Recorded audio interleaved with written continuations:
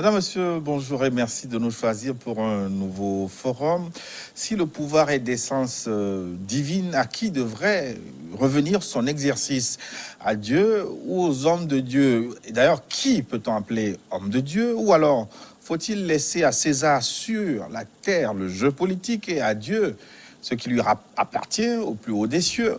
Quel est le positionnement du Vatican par rapport à l'exercice du pouvoir? Religion et politique font-elles bon ménage? C'est le thème de cette semaine que nous abordons avec le révérend père Pierre-Marie Chanel Lafognon qui nous fait l'honneur d'être au plateau une fois encore aujourd'hui.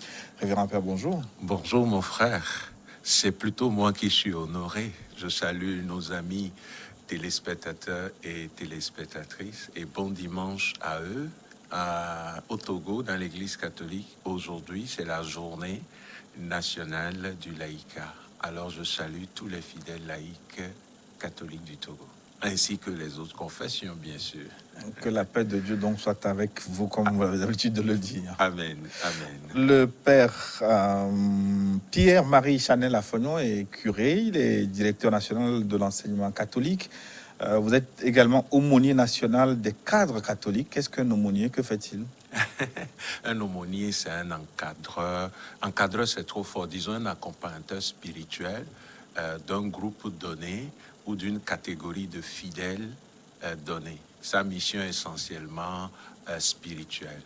Aider, être à côté des groupes pour que leur évolution et l'évolution des membres soit en conformité avec l'Évangile, avec le magistère, c'est-à-dire l'enseignement officiel de l'Église.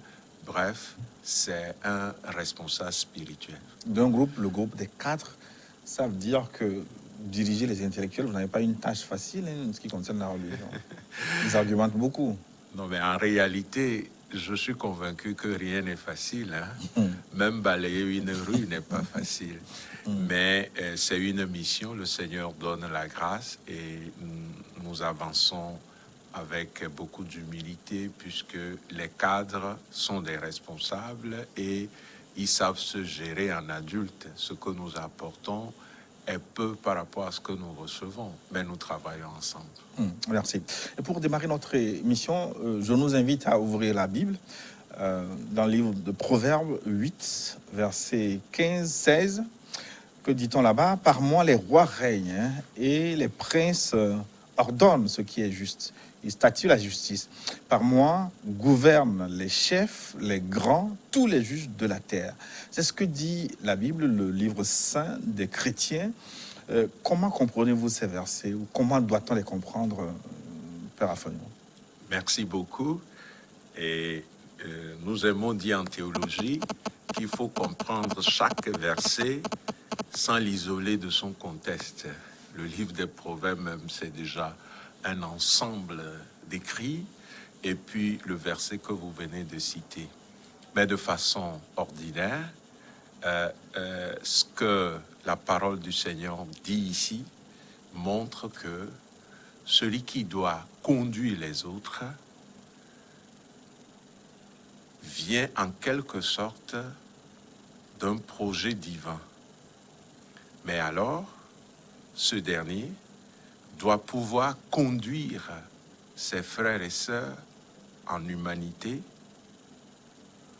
dans la justice. Voilà pourquoi, dans l'histoire du peuple hébreu ou des Israélites, le peuple de la première alliance, il y a eu des rois qui ont été déchus. Parce que justement, ils n'ont pas accompli leur mission conformément à cette valeur fondamentale qui est la justice. Dieu lui-même se définit comme un Dieu de justice. Et toujours dans le livre des Proverbes, puisque vous êtes parti d'un chapitre, je voudrais aussi prendre le même livre, mais cette fois-ci, le chapitre 29. Le verset 2, par exemple, dit, je lis, « Quand se multiplient les justes, Proverbe 29, 2, quand se multiplient les justes, Le peuple est en joie. Sous la domination des méchants, il gémit. Et le verset 4 dit, « Un roi qui fait justice affermit le pays. Rapace, il le ruinera. » Donc la parole de Dieu, c'est un ensemble. Et du coup, son intelligibilité demande que nous puissions tenir compte de cet ensemble. Mais ici, retenons que Dieu étant maître de l'histoire, rien ne lui échappe. En cela, il est tout-puissant. Et puisque rien ne lui échappe, même l'histoire des peuples n'échappe pas à Dieu. Mais du coup, ceux qui ont reçu mission d'administrer un peuple, devant Dieu ne sont que des lieutenants. Ils tiennent lieu. Et c'est la vision du roi chez les Israélites et dans l'Ancienne Alliance. Le roi n'est pas tout puissant. Le roi est lieutenant. Et donc, il a des comptes à rendre à Dieu. Voilà pourquoi, quand il exerce son autorité, en oubliant qu'il est serviteur, et qu'il va contre une valeur fondamentale qui est la justice, il est frappé. Voilà ce que je peux dire en attendant peut-être d'approfondir tout ça. Alors, qu'est-ce que ça veut dire concrètement? Est-ce que cela revient à dire que les rois règnent par des lois transmises par Dieu? Est-ce que ces lois sont connues? Oui, d'abord, c'est des lois qui sont inscrites dans la conscience humaine. Par exemple, tu ne tueras pas. Par exemple, tu ne voleras pas. Par exemple, tu ne mentiras pas. Tu ne vas pas convoiter le bien ou la femme d'autrui, ainsi de suite. Ce que nous appelons les 10 commandements ou les 10 paroles, et qui a aussi une révélation dans l'Ancienne Alliance pour le peuple d'Israël, et que nous assumons, nous, les chrétiens, mais ce sont des vérités que nous trouvons dans tous les peuples, et normalement, grâce à l'éducation, ces valeurs qui sont des lois, elles sont inscrites dans la conscience humaine. Mais au même moment, ce sont aussi des valeurs qui traversent toute la culture humaine. Du coup, ces lois sont connues. Les lois pour bien gouverner sont connues. Cela dit, il faut tenir compte maintenant de l'histoire politique, de l'histoire de l'État, pour montrer que, par exemple, une théocratie n'est pas nécessairement la forme de gouvernement ou de gouvernance qui pourrait faire le maximum de bien au peuple. C'est possible. Et donc, ne passons pas du fait que c'est par des lois qui viennent de Dieu que la cité s'organise pour aller nécessairement à une théocratie. Parce que, comme le dit le prophète Jérémie, le cœur de l'homme est compliqué et malade. L'homme, dans sa complexité et dans cette maladie fondamentale, où il peut faire le mal et même planifier le mal, systématiser le mal, peut aller royalement contre la loi de Dieu inscrite dans son cœur et enseigner aussi s'il appartient à une religion. C'est justement là, à ce niveau que se pose le problème. Si l'homme peut facilement aller à l'encontre de l'establishment de Dieu, est-ce que ça ne pose pas un problème? Ça pose un problème grave. Mais c'est l'énigme, ou mieux encore, le mystère de la liberté humaine, le libre arbitre, dirait Saint Augustin et d'autres. En réalité, Dieu nous a créés libres. Quand dans le livre de la Genèse, nous lisons Dieu qui déclare « Faisons l'homme à notre image et à notre ressemblance », hommes et femmes, il les créa. Dieu nous a créés à son image. Mais nous connaissons aussi dans le livre de la Genèse ce que nous appelons la chute.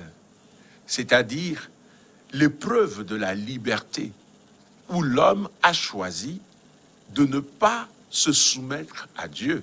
Le péché des origines n'a rien de sexuel. Le péché des origines, c'est plutôt la disposition orgueilleuse de l'homme qui, au nom de sa liberté, a choisi de ne pas être sous l'autorité de Dieu. Il a choisi de désobéir. De désobéir, justement. À partir de là, la désobéissance est vue par l'homme comme un chemin de vie. Mais en fait, c'est un chemin de mort. Et la parole du Seigneur dira plus tard dans Deutéronome, voilà, je mets devant toi la vie et la mort, la bénédiction et la malédiction. Et le Seigneur s'empresse pour dire, choisis la vie. Dieu est toujours en train de nous dire le choix à faire pour que nous puissions être heureux. Mais dans la souveraineté de notre liberté, nous pouvons dire non à Dieu. Et Dieu, n'ayant pas fait semblant de nous créer libres, va jusqu'à respecter notre liberté. Du coup, c'est grave, la responsabilité humaine.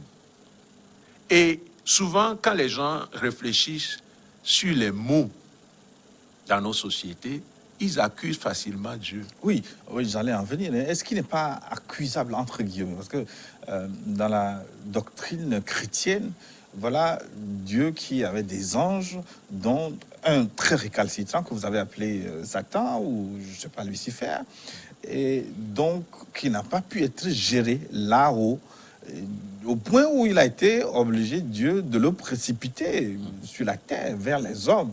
Alors, quelqu'un que Dieu même n'a pas pu gérer là-haut, de quel pouvoir les hommes disposent pour pouvoir le maîtriser ici sur terre?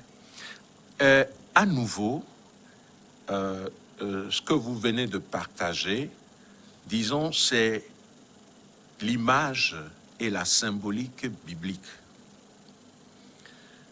Ce que cela voudrait dire, c'est que le mal, en réalité, n'existe que comme absence de bien. À dire vrai, le mal en soi, c'est une forme de non-être. C'est là où il y a privation de bien qu'il y a le mal. Mais il se fait que l'homme est capable de se soustraire à ce qui est bien, soit par faiblesse, parce que l'être humain est limité, soit par orgueil, parce qu'il veut faire sa volonté et non la volonté de son Créateur, ainsi de suite. Dans tous les cas, il ne faudrait pas comprendre le fait que Satan ou Lucifer soit précipité sur la terre comme si Dieu était dans l'incapacité de gérer un être et il nous l'envoie pour que nous puissions gérer. Nous devons comprendre plutôt cette image toujours comme le mystère de la liberté. Les anges sont des esprits purs et dotés aussi de liberté. Donc de capacité de choisir. Aujourd'hui encore, je peux choisir contre Dieu, comme je peux choisir pour Dieu. Quand je fais le choix pour Dieu, je pense, je parle, j'agis pour être fidèle à la volonté de Dieu. Mais étant limité et faible, je peux ne pas arriver à la hauteur de ce que Dieu demande. Voilà pourquoi nous parlons de la grâce. C'est sa grâce qui nous accompagne. Cette grâce est à demander. Voilà pourquoi nous parlons de conversion, de métanoïa. C'est chaque jour que nous devons changer. Or, pour se convertir, il faut avoir l'humilité de relire sa vie, de s'auto-critiquer et d'arriver à se dire à soi-même, voilà, j'ai fait ceci, j'ai pensé ceci, j'ai dit ceci, ce n'est pas bon.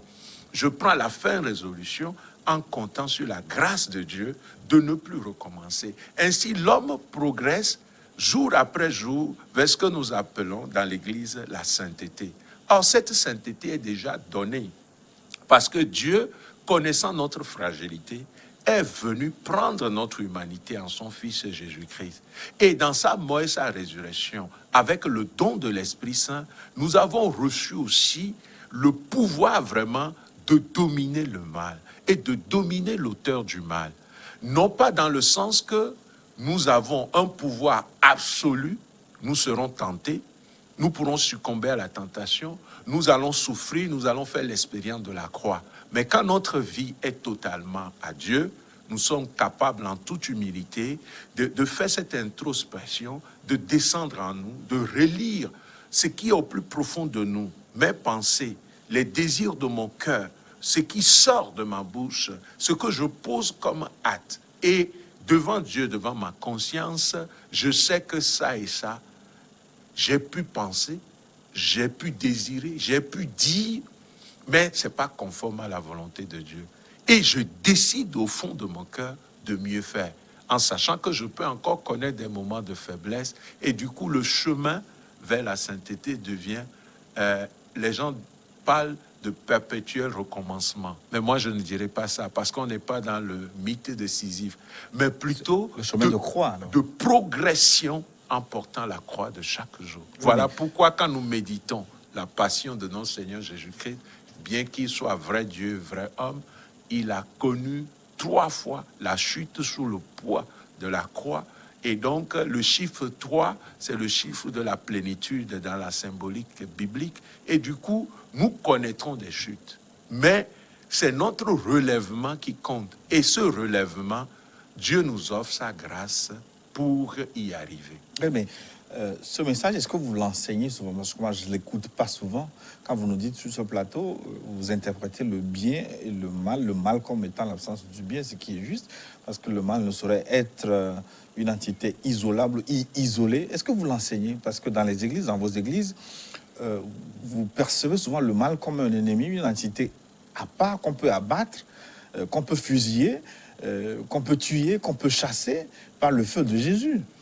Je pense qu'il faut éviter ce qu'on appelle dans l'histoire le manichéisme, c'est-à-dire cette erreur de croire qu'il y a une entité de nature divine, le bien, une entité de nature divine, le mal. C'est Dieu qui existe et en lui existe la plénitude qui est la sainteté. Pourquoi vous n'enseignez pas ça?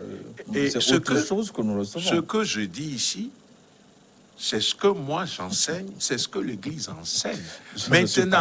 Maintenant, il faut revenir à une réalité.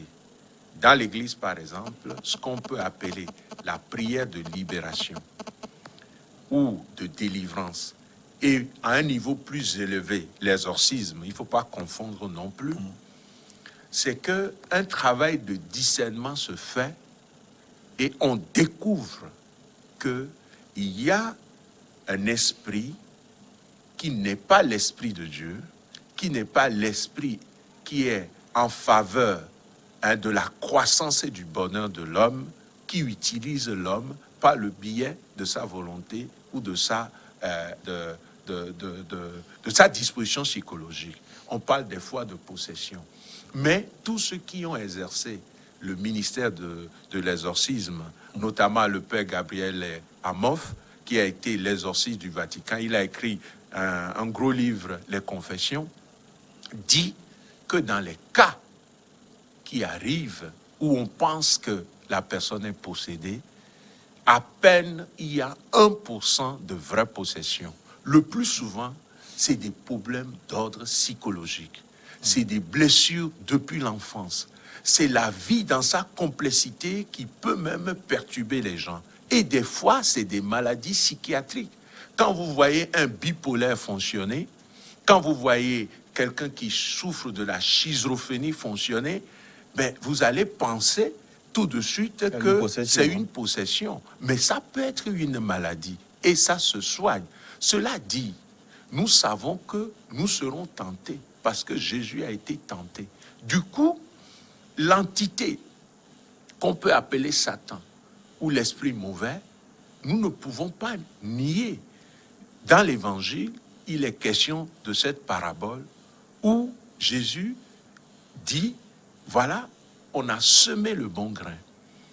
Et les disciples sont allés, ils ont vu aussi que l'ivraie a poussé. Et ils ont voulu enlever l'ivraie. Jésus leur a dit non. Il faut laisser croître. Après, le maître de ce champ, lui-même saura faire la récolte. C'est ça. En réalité, Dieu n'est pas pressé et Dieu ne nous demande pas nécessairement d'aller enlever les mauvaises herbes. Dieu nous demande de prendre soin de la graine qu'il a semée en nous, la foi, l'espérance et la charité. Et Dieu nous donne la grâce de croître, même au milieu des mauvaises herbes. Ce qui n'est pas une logique agricole, parce que normalement, dans la logique agricole, les mauvaises herbes empêchent. Voilà. Mais voilà la puissance de Dieu. Un Dieu capable de nous permettre de croître dans un monde qui nous attaque, qui nous agresse et qui peut même nous persécuter. Mais répondez à la question centrale maintenant. Pourquoi l'Église s'est transformée en faucheuse de mauvaises herbes, finalement, au lieu de se contenter de prêcher le bien, de pousser les fidèles vers l'accomplissement du bien? Bon, moi, je suis de l'Église catholique romaine. Je n'ai pas une connaissance claire de ce que vous êtes en train de dire.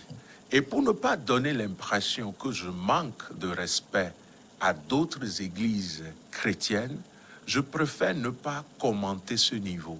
Parce que, vous savez, notre compréhension de la parole de Dieu est liée aussi à des traditions chrétiennes. Moi, comme catholique, je suis d'une tradition chrétienne que je peux présenter, défendre. Et comme prêtre, j'ai été formé pour connaître, pas totalement, mais le minimum indispensable de cette tradition pour pouvoir accompagner les fidèles.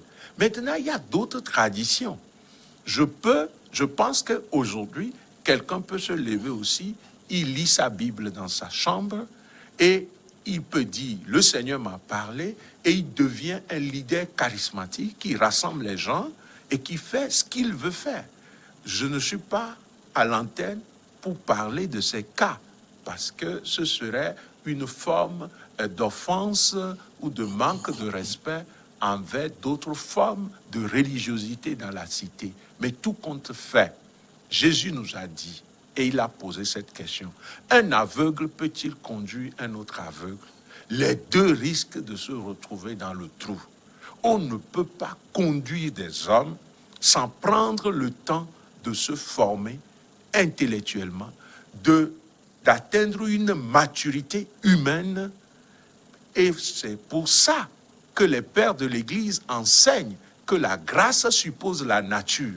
La grâce, c'est ce que Dieu donne. C'est comme la graine. Mais la nature, c'est chacun d'entre nous. Et donc, si vous prenez une graine de très bonne qualité, vous mettez ça dans un sol pauvre, où il n'y a pas d'eau, mais ça ne va rien donner. La grâce vient toujours. Mais est-ce que nous sommes disponibles? Nous avons fait le cheminement nécessaire pour que la grâce puisse vraiment s'incarner en nous pour porter des fruits. Alors faisons attention aussi à la nature. Ne restons pas simplement au niveau de la grâce. C'est une rencontre, une fusion, comment je peux appeler ça? Une grande symbiose entre la grâce et la nature qui permet d'avancer sur le chemin de la vie spirituelle. Alors, pour revenir à notre émission, au thème proprement dit, si le pouvoir est d'essence d'origine divine, pour résoudre tout problème, est-ce que l'État ne doit pas être simplement religieux? La théocratie, comme vous l'avez dit, est-ce que ça ne règle pas tous les problèmes? L'histoire nous montre que la théocratie n'a pas pu résoudre tous les problèmes. Mais l'humanité elle-même évolue. Et on sait traditionnellement que le pouvoir pendant longtemps, dans différentes sociétés, n'a jamais été séparé de cette entité que nous pouvons appeler ici la religion. Religare, qui a donné le mot religion, c'est être lié à. Donc, le fait d'être lié au transcendant, à Dieu. Si je prends des civilisations anciennes, les spécialistes peuvent me contredire, mais si je prends par exemple l'Égypte antique, l'Égypte pharaonique, le pouvoir politique et le pouvoir en général n'est pas séparé du pouvoir religieux. Quand Platon, il le raconte lui-même, il est allé vraiment, comme aujourd'hui on irait se spécialiser à l'université ailleurs, quand il a quitté Athènes pour aller en Égypte, mais il dit que c'est au milieu des prêtres qu'il a appris. Pythagore aussi. Si nous prenons la Mésopotamie, des anciennes civilisations, si nous prenons les Incas, si nous prenons le pouvoir dans le contexte négro-africain, vous verrez toujours que, par exemple, un Togbi, difficilement tu vas séparer son pouvoir politique de son pouvoir spirituel.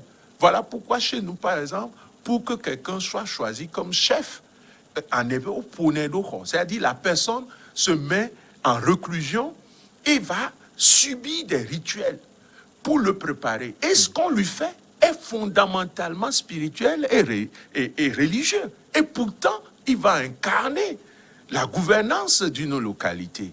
Donc, on retrouve ça aussi dans l'histoire récente, je vais dire après Jésus-Christ, l'Empire romain. L'empereur a en même temps un pouvoir religieux. Voilà pourquoi le culte dans l'Empire était en même temps culte pour César, culte pour l'empereur. Et pendant longtemps, sur plus de 3 siècles, les chrétiens ont été tués, jetés aux animaux, grillés. Pourquoi? Parce qu'ils ont dit non au culte impérial, qu'ils trouvent comme une idolâtrie par rapport à ce que Jésus a enseigné. C'est jusqu'en juin 313 qu'avec l'édit de Milan, Constantin, qui s'est converti lui-même, a mis fin à la persécution. Donc, la dimension religieuse a souvent accompagné le pouvoir. Et quand vous prenez le Moyen-Âge, quand nous disons Moyen-Âge ici, je parle sous le contrôle des historiens. C'est depuis le 5e siècle de notre ère jusqu'à la fin du 15e siècle. D'autres documents diront d'autres choses, je suis sûr, je ne suis pas historien. Mais tout ce temps-là, vous allez voir que c'est avec la Renaissance, le 16e siècle, en allant avec les grandes découvertes, que le pouvoir politique va commencer à se dissocier du pouvoir religieux, au point où, avec le siècle des Lumières, le 18e siècle, on va vivre toutes les révolutions qui vont entraîner avec le temps la séparation entre le pouvoir politique et le pouvoir religieux. Mais pendant longtemps, les deux pouvoirs ont cohabité, au point où, quand vous prenez aujourd'hui l'administration, mais ce sont les paroisses qui ont assuré ça durant tout le Moyen-Âge. On trouvait où les registres de naissance? On trouvait où les registres des morts? Il n'y avait pas de mairie, c'est dans les paroisses. Et donc, les curés qui restaient dans un village connaissaient pratiquement. Ils étaient aussi la mémoire. Ils ont baptisé le grand-père, peut-être s'ils ne sont pas morts, ainsi de suite, ils ont baptisé.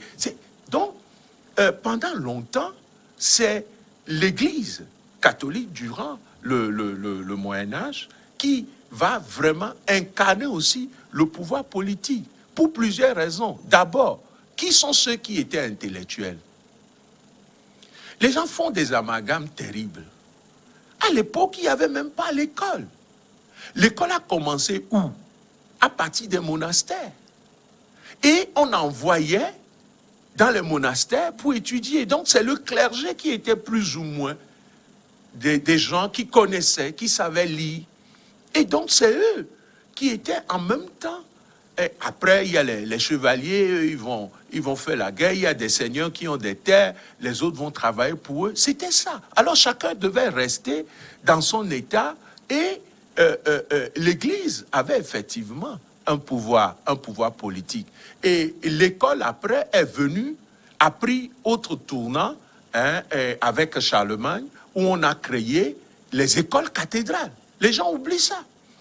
Les écoles qui ont commencé dans les monastères On les a délocalisés désormais vers les cathédrales, et ce n'est que plus tard, et déjà au XIIe siècle, l'Église va commencer à créer les universités. Beaucoup ont étudié à la Sorbonne et sont très fiers. Mais la Sorbonne a d'abord été fondamentalement université catholique. Ainsi de suite. Donc, l'histoire nous montre que ce n'est pas que l'Église a voulu s'accaparer d'un pouvoir. Il y a l'évolution même qui fait que plus on est instruit, plus on arrive à mieux gérer. Et on en est aujourd'hui, après le siècle des Lumières, avec une séparation nette entre le pouvoir politique et le pouvoir